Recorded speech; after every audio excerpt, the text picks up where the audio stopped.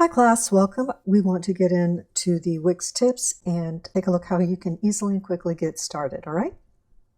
So you open an account. It's going to look like this when you log into your account. You're going to have the create a new site up at the right, really simple. And then it's immediately going to give you this option. And that's where you choose between the ADI, the Artificial Design Intelligence.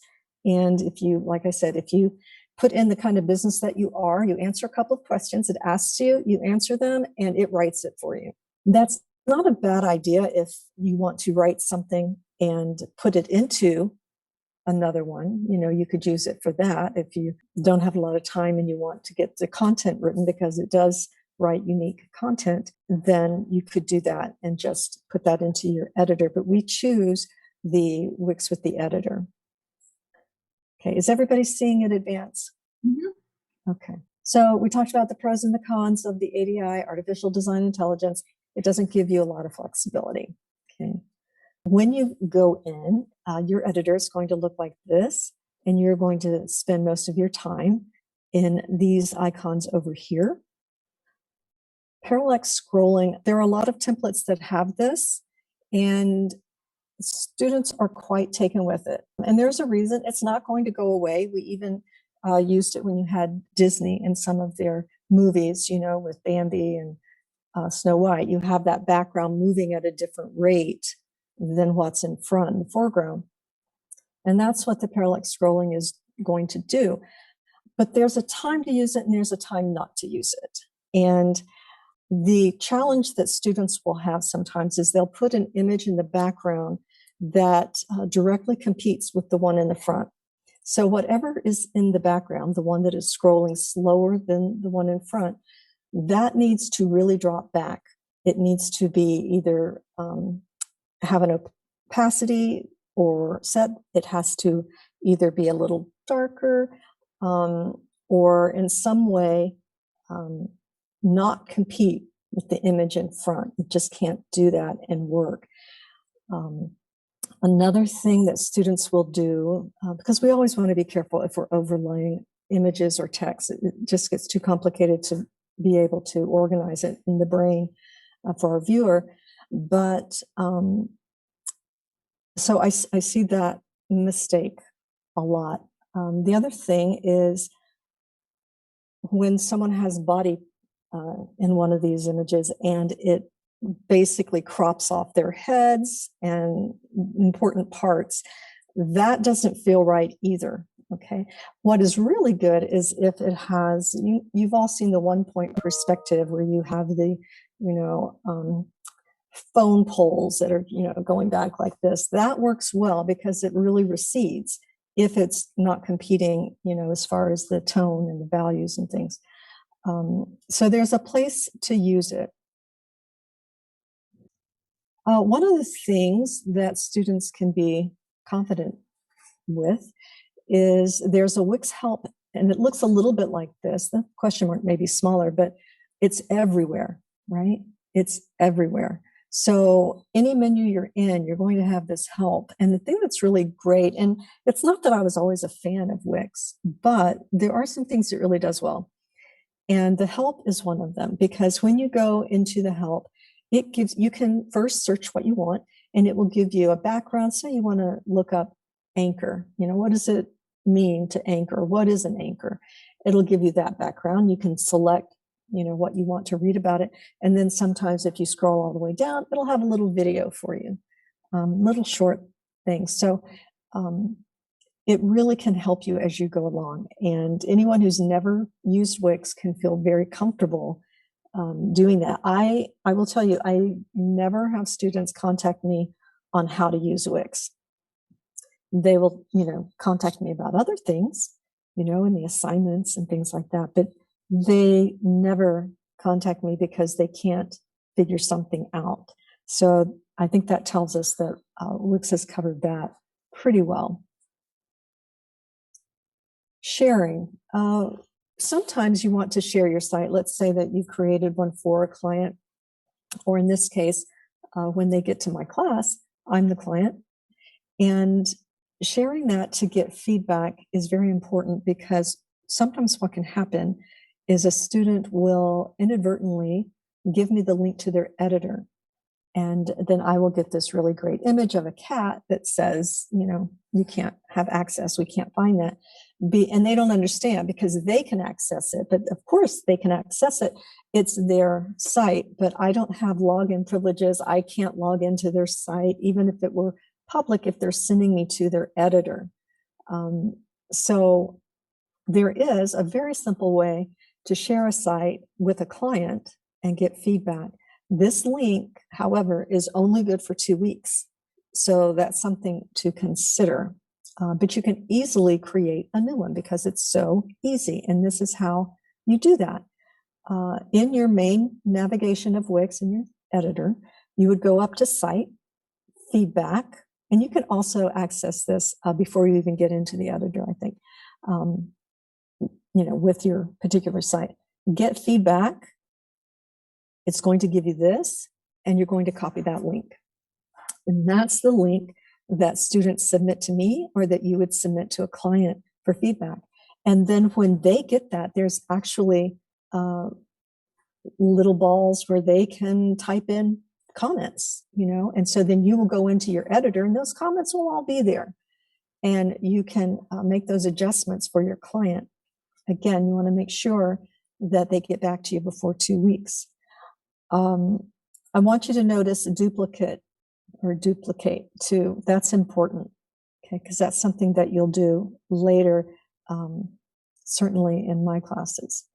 So when you submit an assignment to my class, this is both for Advanced for Web Design or for Editing for the Web, the first month for the first year students, you're going to get video feedback. So you're going to have the whole class is going to be recorded. It's usually about an hour video, but of course you can speed it up. You can just look at yours, but I recommend looking at everybody's.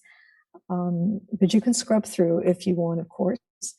But you will get video feedback that is very specific to what you've turned in.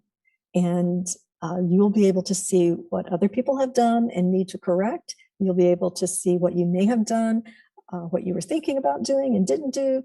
All those things you'll be able to see. And then you will take that and you will duplicate your site just where we looked before, right? You'll go to Site and Feedback, and name your first one is Before. But you're going to have it, you're going to duplicate this site, you can name this After and then duplicate it, and you will have a before and an after. And it's the after site that you're going to make your revisions on. Okay, so you're going to keep your first one. If you make any mistakes, you can always go, revert back to it. And it doesn't cost anything to have an account. It doesn't cost anything to have another site for Wix trial. The free account doesn't run out. And that's why we use Wix, because when we use Squarespace, which I love, and I have both, but with Squarespace, they stopped keeping your content, your cascading style sheets, anything that has the decoration, the curtains and the pillows. They don't keep the images and things like that after their trial is over. They had a 2-week trial. You can easily get Squarespace trial extended by just contacting them and they'll do it. But it has to be done, and they'll do it as a student, But if you try and use Squarespace, the trial, and you make a great site, especially when it's one that has some of your work on it, and you come back the next year to edit for web design, your site won't be there. They don't store it. I'm guessing it's server space, but they don't keep that anymore. They used to, but they don't. So Wix, so far, knock on wood, they have always kept your sites, even a year later. So that's what you would do. You would duplicate that and make your revisions on your duplicate. Okay. We have some lessons in both classes. We review the 10 commandments of web design. And one of those is to just choose 2 fonts. And when you use a template, it's a good idea not to change the fonts unless you really know what you're doing, because you can change one and that's going to affect the other one. So you really can't just change one very often. Sometimes you can, but you got to be careful with it and know that that's something that matters. But you will have, a template that has the fonts picked out for you. Ordinarily, we use two. We use one for header fonts and one for body copy. It's not that you can't use a third, but you have to be very careful. And of course, display fonts, which are very decorative, are not meant for body copy. They're often not meant for headers. They're rare, and you have to be careful using those. The same as with colors. When you get a template, it's going to have a color palette that they have created with. And you may say, oh, I really like this template, but I want to change this color to green, or I want to change it to purple and leave everything else the same. But now you've changed everything, because these colors in a color palette are harmonious on purpose. They are chosen together. It means that the white that they chose works well with the blue that they chose. It's maybe a cool blue, a cool white. It means that the red that they have works well with the black. Maybe it's a cold red. If it's fall, maybe they're all warm colors, and it may not even be detectable at first, but those colors are made to go together. So just changing one can really affect your template. There are a number of places to go for color palettes, and just one is Canva, and it has, you can do a Google for 100 palettes. And if you go through, you will have 100 different color palettes to choose from. And surely a student can find a color palette there. And so if you really want to change your color, I would suggest going to find color palettes and finding a color that you have in mind and using the other colors that are with it, and changing all of your colors and not just one. Sometimes you can get away with it, but probably mostly not. So keep that in mind for yourself. And one of the assignments that we have is creating a style guide. That is in editing for the web. And what I have you do now is go to your Wix template that you've chosen and locate in their theme management right here their colors and their text. And I hope this is clear enough to see. I know we're going through Zoom and sometimes it isn't very clear, but they will have the colors there for that template, and they will have the text. Okay, and so as we scroll down here, it's going to have body copy and so forth. And that would be what you would put in your style guide. Oftentimes students will just choose fonts they like, and that's okay, but they don't always work well together. And so it's important, I think, for you to see this, especially if you're creating sites for clients and they've chosen a template or agreed on a template. Then, having your branding guide for that, keep it consistent. And that's where you find that information, what that is. Okay. And again, I wouldn't go playing with changing a lot of fonts. We do play a game. Type styles go on a date, and if they aren't compatible, you continue to do it until you find a compatible font. There's a little bit of history of these fonts as you're playing, but it's kind of cute and fun. And so you get a little more experience with combining fonts that are compatible. Freezing the menu.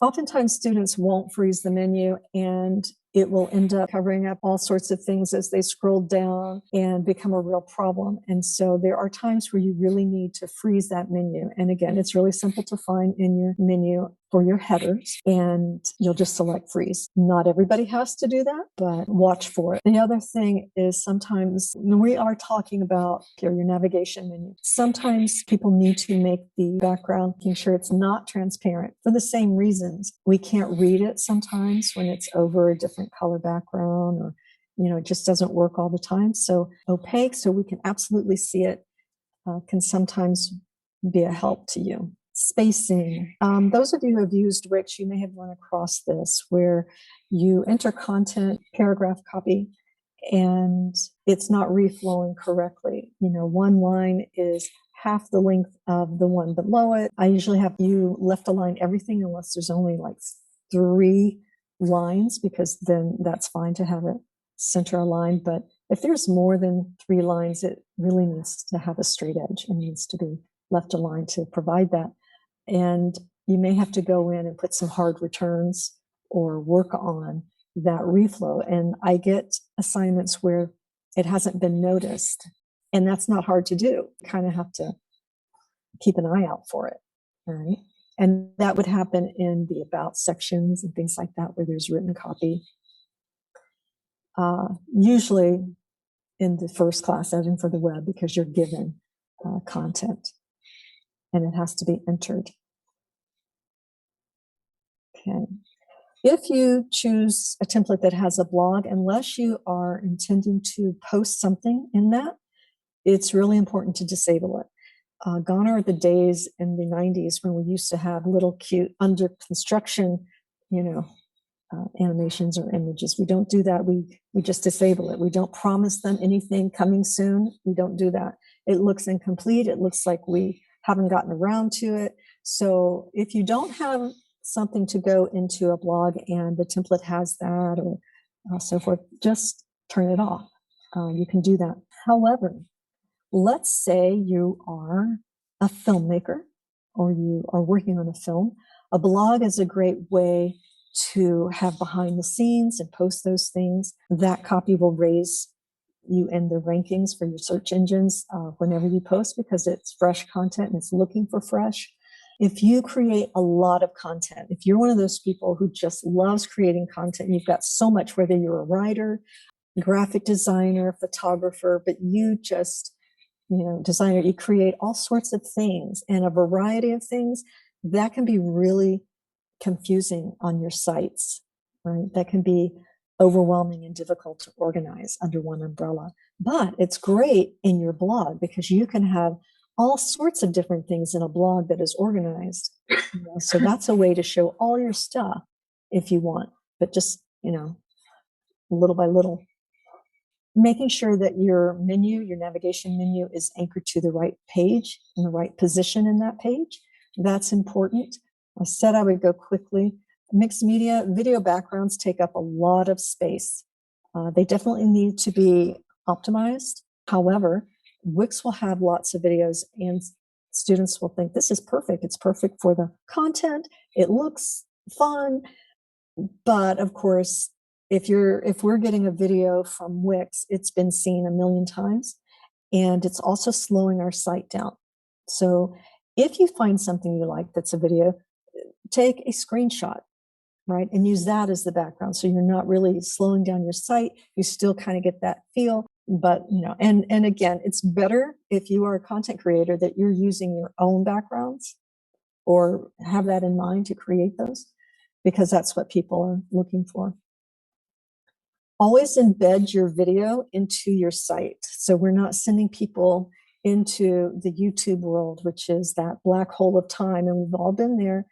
They're going to get there and then they're not going to go back to our site because now they're into something that's been tailored for their specific interests. So let's not send anybody to YouTube. We make sure that we embed our videos right on our site so they can view them. Again, they have to be optimized so they don't slow our site down, and they shouldn't be laid out on top of an image or anything like that, because again, that competes with what we're trying to do. The web design is responsible for their mobile site. The first-year students are not responsible for mobile layouts. It's not difficult at all.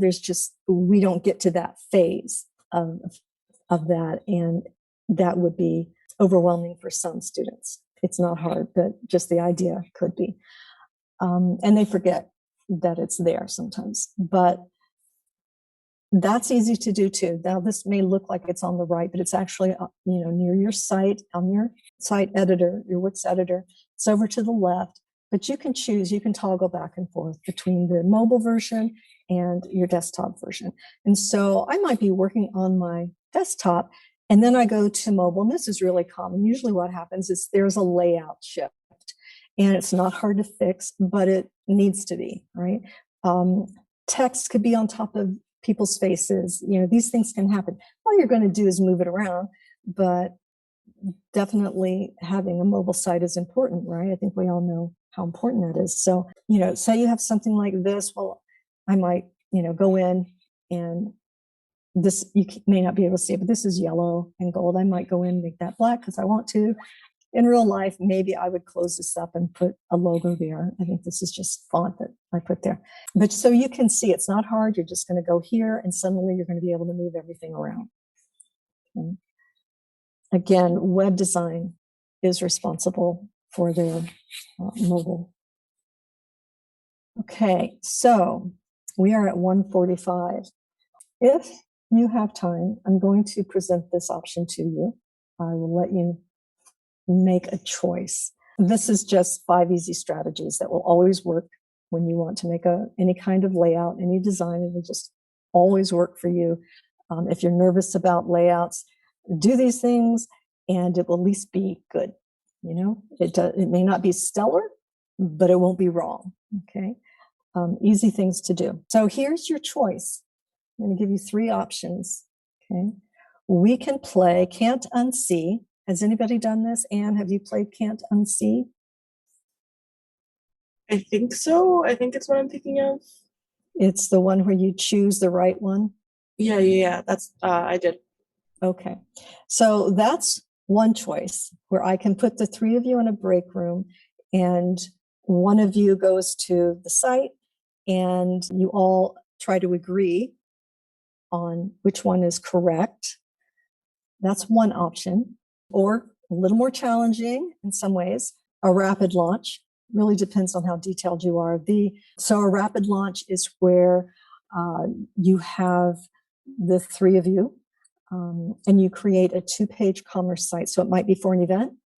You know, it doesn't have a lot on it. It's 1 page and a commerce page for ticket sales, for example. You would choose a template and you would use whatever brand guide you want. You know, you would determine all of that. That's an option. And then there's this option, and this is where you create a site. The 3 of you would go into a breakout room, and one person builds while the others make all the design decisions. Okay, so there may be somebody who's really expert at Wix, for example, or you could, I don't care if you use Wix or not, you could use anything, but that person and may also have great design skills, but this is a communication game. So one person is operating, the others are making the design decisions, just like you would be with a client. Okay. Sometimes, and you would have a home and about and a contact page. So it's just a 3-page. The about is going to have a little bit of content on each of you. Okay, just a few lines. It doesn't have to be much given everything that you might be asked to do. So with those 3 options, how would you like to spend the next 15 or so minutes?